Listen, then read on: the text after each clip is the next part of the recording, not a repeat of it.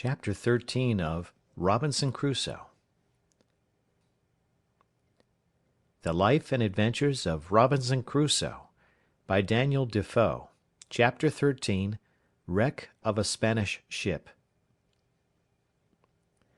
I was now in the 23rd year of my residence in this island, and was so naturalized to the place and the manner of living that, could I but have enjoyed the certainty that no savages would come to the place to disturb me, I could have been content to have capitulated for spending the rest of my time there, even to the last moment, till I had laid me down and died, like the old goat in the cave. I had also arrived to some little diversions and amusements, which made the time pass a great deal more pleasantly with me than it did before. First, I had taught my Paul, as I noted before, to speak, and he did it so familiarly, and talked so articulately and plain, that it was very pleasant to me. And he lived with me no less than 26 years. How long he might have lived afterwards I know not, though I know they have a notion in the Brazils that they live 100 years. My dog was a pleasant and loving companion to me for no less than 16 years of my time, and then died of mere old age. As for my cats, they multiplied, as I have observed, to that degree that I was obliged to shoot several of them at first, to keep them from devouring me and all I had. But at length, when the 2 old ones I brought with me were gone, and after some time continually driving them from me, and letting them have no provision with me, they all ran wild into the woods, except 2 or 3 favourites, which I kept tame, and whose young, when they had any, I always drowned, and these were part of my family.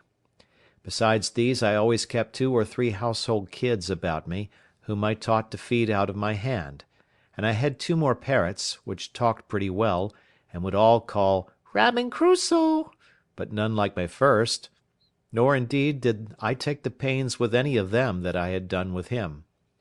I had also several tame sea fowls, whose name I knew not, that I caught upon the shore, and cut their wings; and the little stakes which I had planted before my castle wall being now grown up to a good thick grove,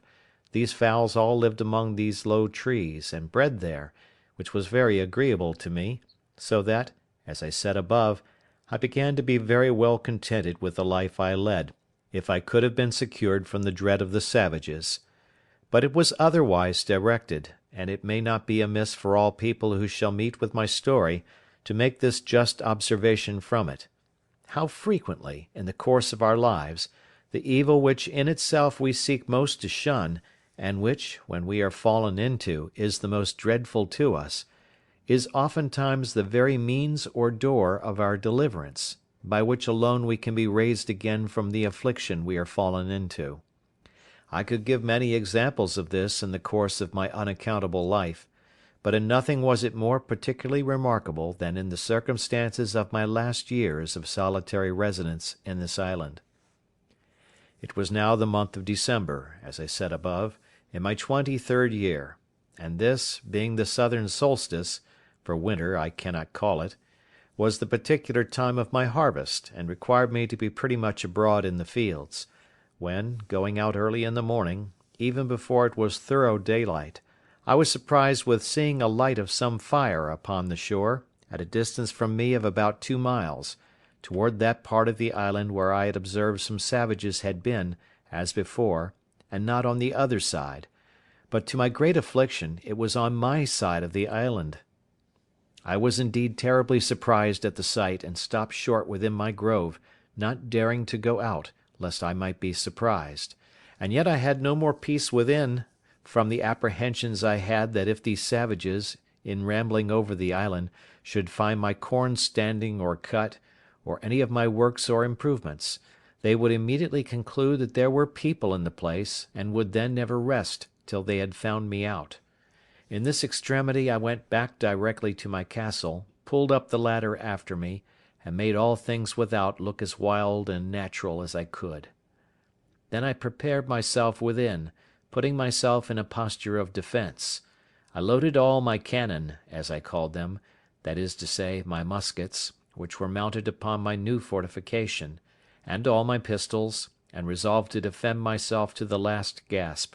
not forgetting seriously to commend myself to the divine protection, and earnestly to pray to God to deliver me out of the hands of the barbarians. I continued in this posture about 2 hours, and began to be impatient for intelligence abroad, for I had no spies to send out. After sitting a while longer, and musing what I should do in this case, I was not able to bear sitting in ignorance longer. So setting up my ladder to the side of the hill, where there was a flat place, as I observed before, and then pulling the ladder after me, I set it up again and mounted the top of the hill, and pulling out my perspective glass, which I had taken on purpose, I laid me down flat on my belly on the ground, and began to look for the place. I presently found there were no less than 9 naked savages sitting round a small fire they had made, not to warm them, for they had no need of that, the weather being extremely hot, but, as I supposed, to dress some of their barbarous diet of human flesh which they had brought with them, whether alive or dead I could not tell. They had 2 canoes with them, which they had hauled up on to the shore, and as it was then ebb of tide, they seemed to me to wait for the return of the flood to go away again. It is not easy to imagine what confusion this sight put me into, especially seeing them come on my side of the island, and so near to me;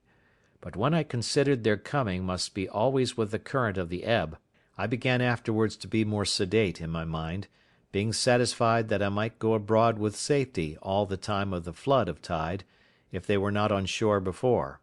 and having made this observation, I went abroad about my harvest work with the more composure. As I expected, so it proved; for as soon as the tide made to the westward I saw them all take boat and row, or paddle as we call it, away. I should have observed, that for an hour or more before they went off they were dancing, and I could easily discern their postures and gestures by my glass. I could not perceive, by my nicest observation, but that they were stark naked, and had not the least covering upon them, but whether they were men or women I could not distinguish. As soon as I saw them shipped and gone, I took 2 guns upon my shoulders, and 2 pistols in my girdle, and my great sword by my side without a scabbard, and with all the speed I was able to make went away to the hill where I had discovered the first appearance of all. And as soon as I get thither, which was not in less than 2 hours, for I could not go quickly, being so loaded with arms as I was, I perceived there had been 3 canoes more of the savages at that place; and looking out farther, I saw they were all at sea together, making over for the main.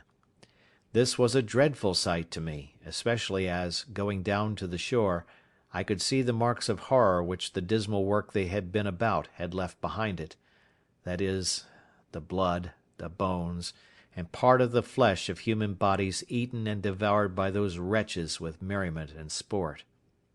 I was so filled with indignation at the sight, that I now began to premeditate the destruction of the next that I saw there, let them be whom or how many soever.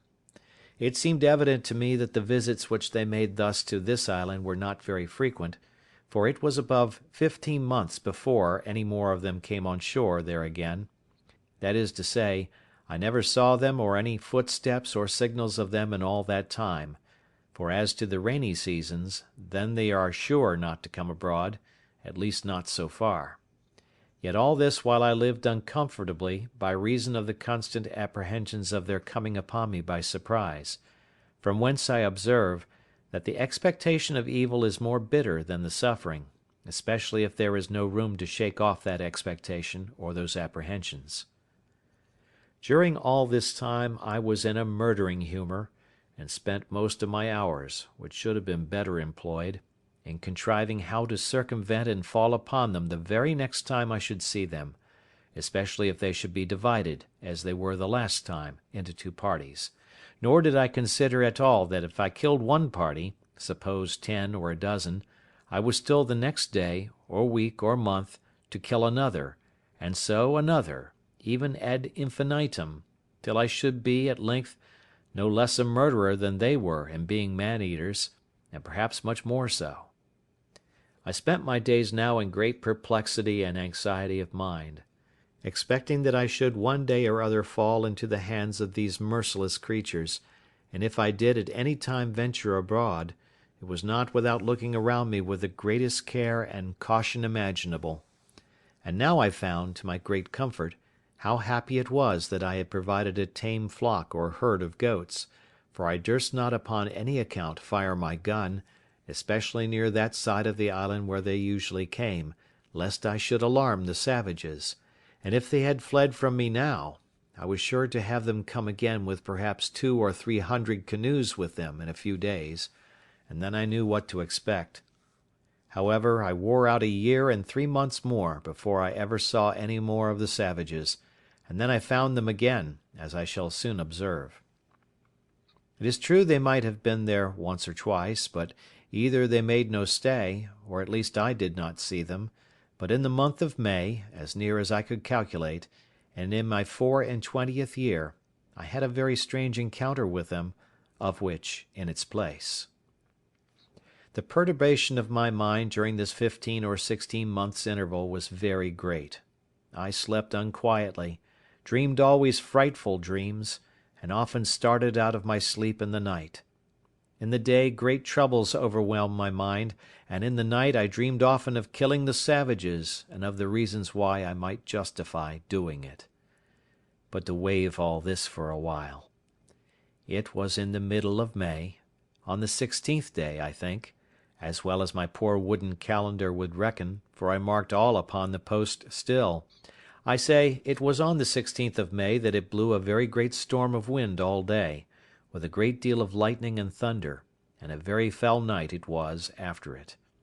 I knew not what was the particular occasion of it, but as I was reading in the Bible, and taken up with very serious thoughts about my present condition, I was surprised with the noise of a gun, as I thought, fired at sea. This was, to be sure, a surprise quite of a different nature from any I had met with before, for the notions this put into my thoughts were quite of another kind. I started up in the greatest haste imaginable, and in a trice clapped my ladder to the middle place of the rock, and pulled it up after me, and mounting it the second time, got to the top of the hill the very moment that a flash of fire bid me listen for a second gun, which accordingly, in about half a minute, I heard,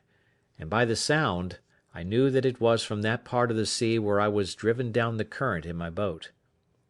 I immediately considered that this must be some ship in distress, and that they had some comrade, or some other ship in company, and fired these for signals of distress, and to obtain help.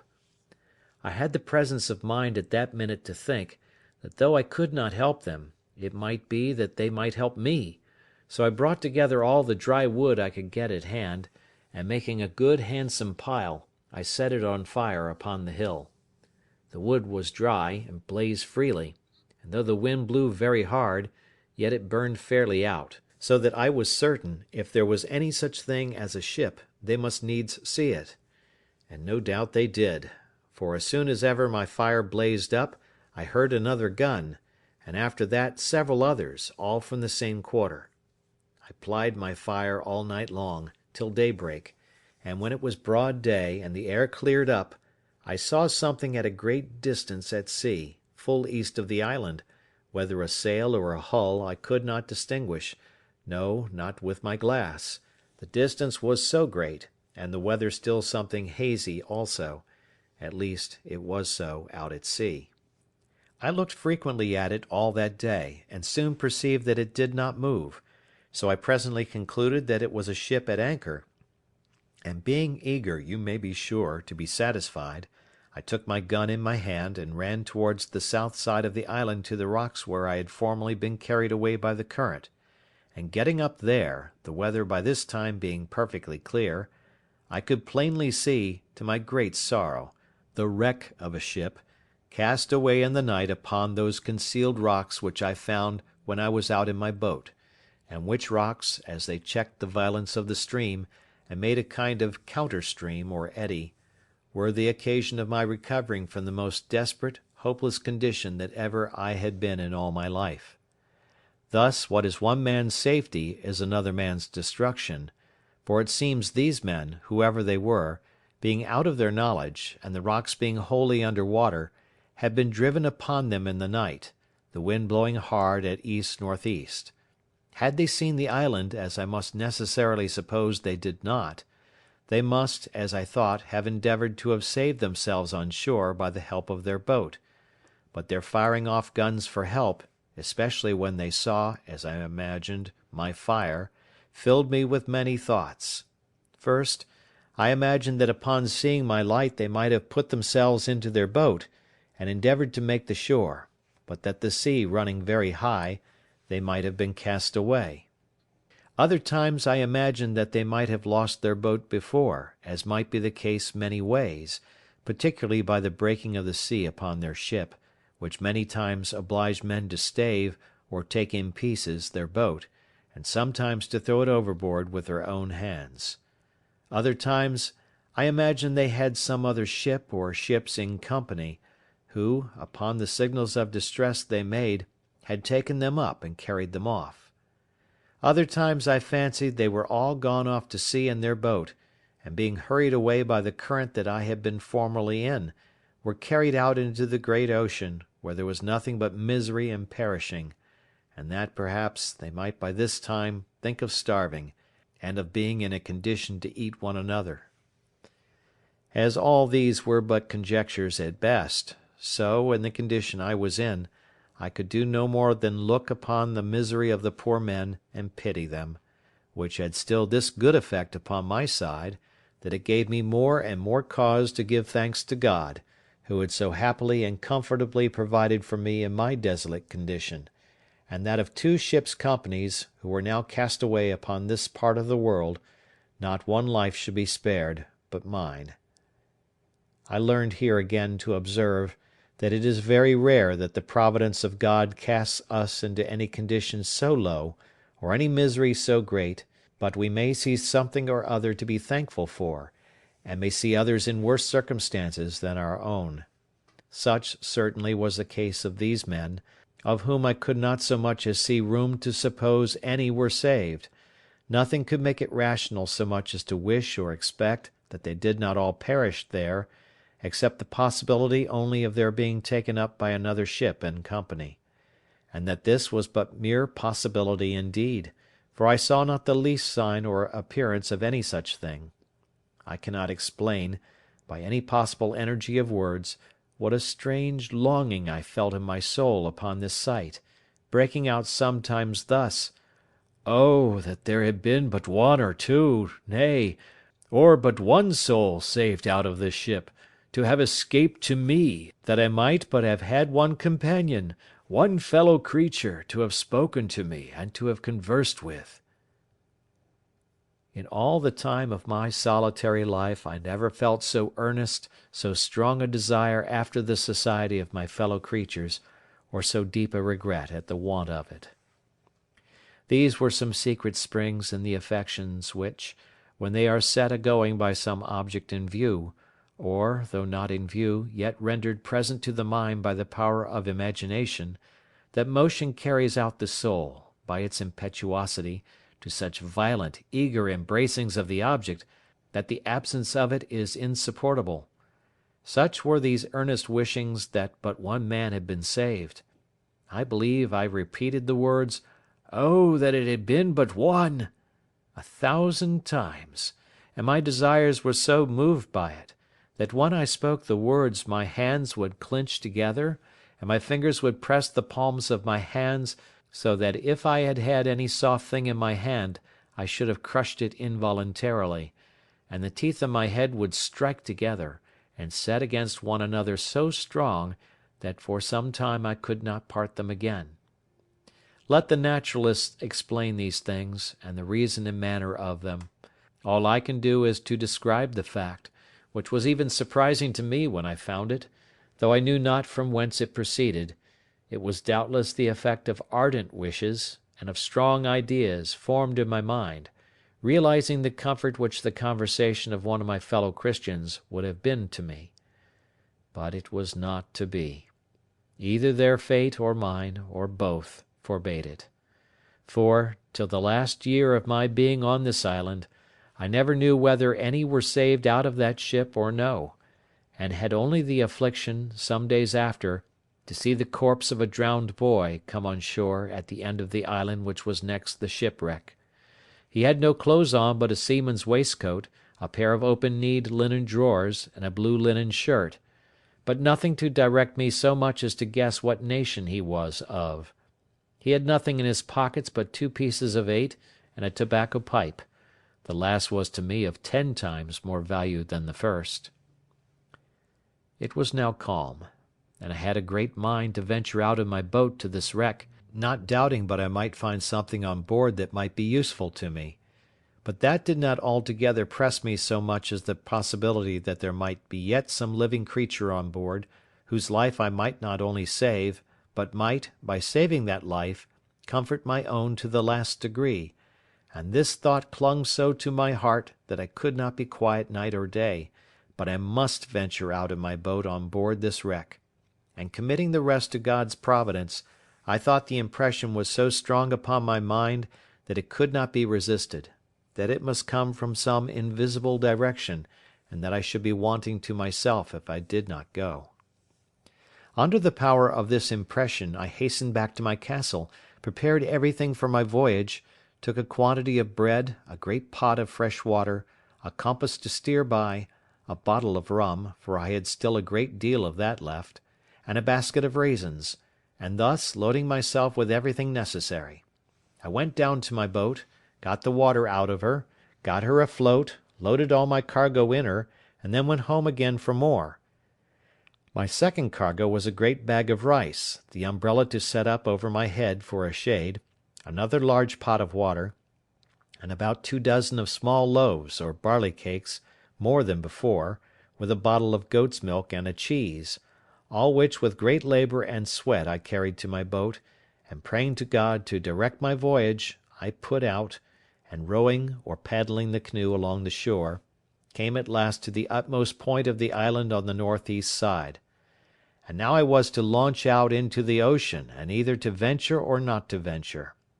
I looked on the rapid currents which ran constantly on both sides of the island at a distance,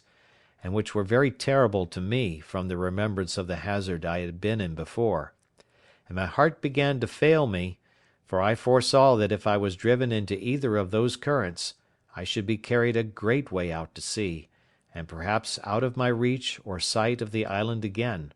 and that then, as my boat was but small, if any little gale of wind should rise, I should be inevitably lost. These thoughts so oppressed my mind that I began to give over my enterprise, and having hauled my boat into a little creek on the shore, I stepped out, and sat down upon a rising bit of ground, very pensive and anxious, between fear and desire, about my voyage, when, as I was musing, I could perceive that the tide was turned and the flood come on, upon which my going was impracticable for so many hours. Upon this, presently it occurred to me that I should go up to the highest piece of ground I could find, and observe, if I could, how the sets of the tide or currents lay when the flood came in, that I might judge whether, if I was driven one way out, I might not expect to be driven another way home, with the same rapidity of the currents. This thought was no sooner in my head than I cast my eye upon a little hill which sufficiently overlooked the sea both ways, and from whence I had a clear view of the currents or sets of the tide, and which way I was to guide myself in my return. Here I found that, as the current of ebb set out close by the south point of the island, so the current of the flood set in close by the shore of the north side, and that I had nothing to do but to keep to the north side of the island in my return, and I should do well enough. Encouraged by this observation, I resolved the next morning to set out with the first of the tide, and reposing myself for the night in my canoe, under the watch-coat I mentioned, I launched out. I first made a little out to sea, full north, till I began to feel the benefit of the current, which set eastward, and which carried me at a great rate, and yet did not so hurry me as the current on the south side had done before, so as to take from me all government of the boat, but having a strong steerage with my paddle, I went at a great rate directly for the wreck, and in less than 2 hours I came up to it. It was a dismal sight to look at. The ship, which by its building was Spanish, stuck fast, jammed in between two rocks. All the stern and quarter of her were beaten to pieces by the sea, and as her forecastle, which stuck in the rocks, had run on with great violence, her mainmast and foremast were brought by the board, that is to say, broken short off, but her bowsprit was sound, and the head and bow appeared firm. When I came close to her, a dog appeared upon her, who, seeing me coming, yelped and cried, and as soon as I called him, jumped into the sea to come to me. I took him into the boat, but found him almost dead with hunger and thirst. I gave him a cake of my bread, and he devoured it like a ravenous wolf that had been starving a fortnight in the snow. I then gave the poor creature some fresh water, with which, if I would have let him, he would have burst himself. After this I went on board, but the first sight I met with was two men drowned in the cook-room or forecastle of the ship, with their arms fast about one another. I concluded, as is indeed probable, that when the ship struck, it being in a storm, the sea broke so high and so continually over her, that the men were not able to bear it, and were strangled with the constant rushing in of the water, as much as if they had been under water.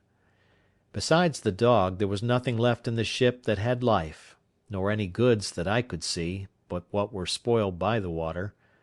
There were some casks of liquor, whether wine or brandy I knew not, which lay lower in the hold, and which, the water being ebbed out, I could see, but they were too big to meddle with. I saw several chests, which I believe belonged to some of the seamen, and I got two of them into the boat, without examining what was in them. Had the stern of the ship been fixed, and the forepart broken off, I am persuaded I might have made a good voyage; for by what I found in those two chests I had room to suppose the ship had a great deal of wealth on board, and, if I may guess from the course she steered, she must have been bound from Buenos Ayres, or the Rio de la Plata, in the south part of America, beyond the Brazils to the Havana, in the Gulf of Mexico, and so perhaps to Spain. She had, no doubt, a great treasure in her, but of no use at that time to anybody, and what became of the crew I then knew not. I found, besides these chests, a little cask full of liquor, of about 20 gallons, which I got into my boat with much difficulty. There were several muskets in the cabin, and a great powder horn, with about 4 pounds of powder in it. As for the muskets, I had no occasion for them, so I left them, but took the powder horn. I took a fire shovel and tongs, which I wanted extremely, as also 2 little brass kettles, a copper pot to make chocolate, and a gridiron; and with this cargo, and the dog, I came away, the tide beginning to make home again, and the same evening, about an hour within night, I reached the island again, weary and fatigued to the last degree. I reposed that night in the boat, and in the morning I resolved to harbour what I had got in my new cave, and not carry it home to my castle. After refreshing myself, I got all my cargo on shore, and began to examine the particulars. The cask of liquor I found to be a kind of rum, but not such as we had at the Brazils, and in a word, not at all good. But when I came to open the chests, I found several things of great use to me. For example, I found in one a fine case of bottles, of an extraordinary kind, and filled with cordial waters, fine and very good. The bottles held about 3 pints each, and were tipped with silver. I found 2 pots of very good succades, or sweetmeats, so fastened also on the top that the salt water had not hurt them, and 2 more of the same, which the water had spoiled. I found some very good shirts, which were very welcome to me, and about 1.5 dozen of white linen handkerchiefs and coloured neckcloths. The former were also very welcome, being exceedingly refreshing to wipe my face in a hot day. Besides this, when I came to the till in the chest, I found there 3 great bags of pieces of 8, which held about 1,100 pieces in all, and in one of them, wrapped up in a paper, 6 doubloons of gold, and some small bars or wedges of gold. I suppose they might all weigh near 1 pound. In the other chest were some clothes, but of little value; but, by the circumstances, it must have belonged to the gunner's mate, though there was no powder in it, except 2 pounds of fine glazed powder, and 3 flasks, kept, I suppose, for charging their fowling pieces on occasion. Upon the whole, I got very little by this voyage that was of any use to me; for, as to the money, I had no manner of occasion for it; it was to me as the dirt under my feet, and I would have given it all for 3 or 4 pair of English shoes and stockings, which were things I greatly wanted, but had had none on my feet for many years. I had, indeed, got 2 pair of shoes now, which I took off the feet of 2 drowned men whom I saw in the wreck,